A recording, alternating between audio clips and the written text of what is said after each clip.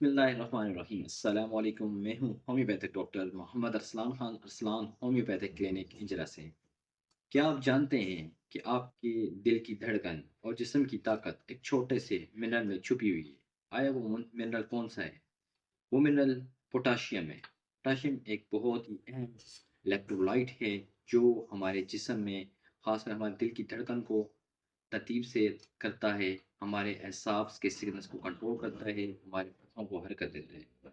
अगर पोटाशियम का लेवल कम हो जाए तो क्या होता है? तो कमज़ोरी ज़्यादा हो जाती है, दिल की धड़कन बेतरतीब हो जाती है, कब्ज़ होती है और बहुत शदीद कमी होने की वजह से पैरालिसिस तक हो जाता है।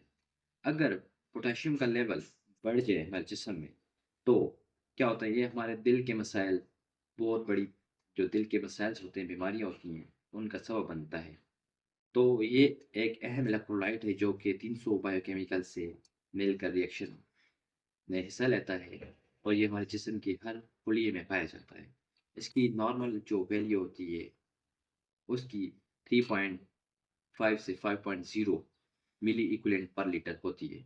ये था पोटेशियम के बारे में। तो इसके लिए जो हम होम्योपैथिक मेडिसिन यूज़ करते हैं, उनमें हम काली फॉस यूज़ करवाते हैं, काली न्योर है, काली कार्प है, रेटिका से, इस तरह मुख्तलिफ और 2-4 मेडिसिन हैं, सिम्पटम्स के मुताबिक होम्योपैथिक मेडिसिन यूज़ करवाई जाती हैं।